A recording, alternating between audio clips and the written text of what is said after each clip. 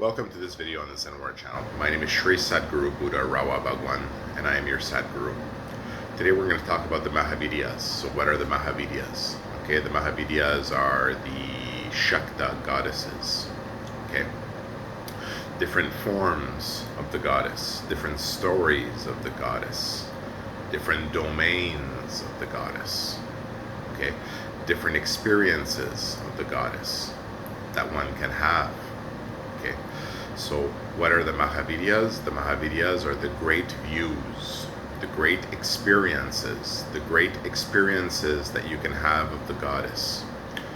Okay, and through the practice of Zenwara, okay, you seek to explore all the different stories, right, to gather understanding of creation, experiential knowledge. Okay, so you and the party with which you practice, with which you decide to explore, can decide to take on the exploring of the Mahavidyas.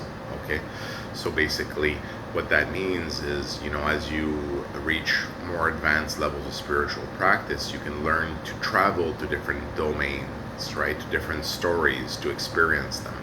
So you can actually go experience those experiences of the goddess, to visit those domains, to visit those stories, right, and to get darshan of those stories.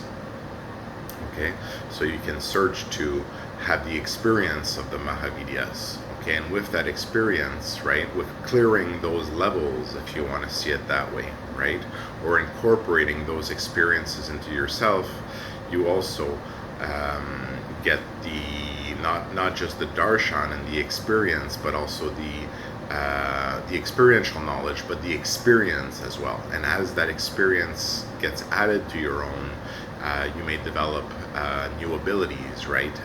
There are reasons that people worship the Mahavidyas, right, for specific purposes, right, since they're related to specific functions, right, which are put into story within this greater story in which we exist, right, within this computer and computer program in which we exist. So the Mahavidyas are experiences of stories or darshan of the goddess that you can have, okay?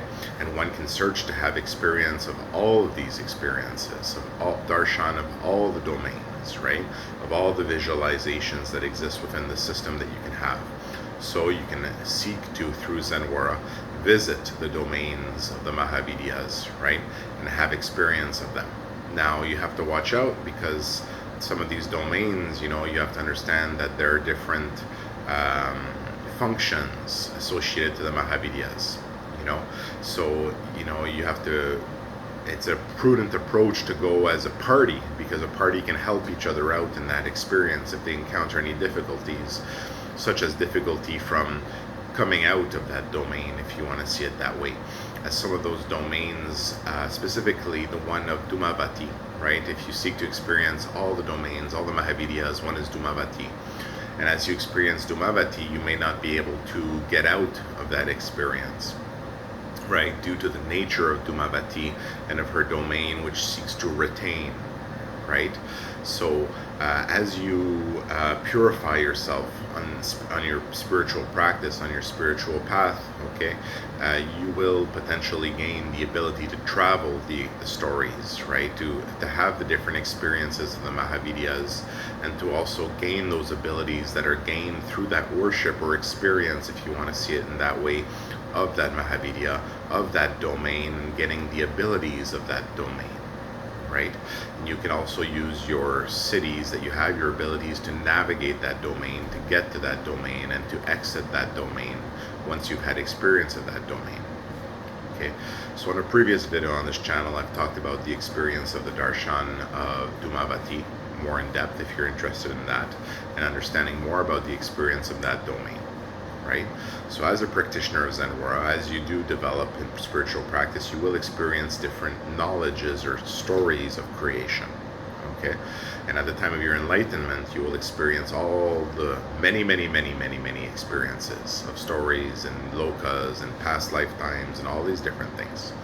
But your continued practice is after enlightenment. After enlightenment, okay, that's when the practice really becomes interesting. okay? Because now you have enlightened practice, and your practice is much more effective because you know exactly what you need to do because you're enlightened. So you know what you need to do and how you need to practice to achieve the fastest and most effective results in your practice. Okay, so the first goal is enlightenment, right? The goal of Zen Aura is to lead you to enlightenment. So I invite you to practice Zen Aura and to seek enlightenment.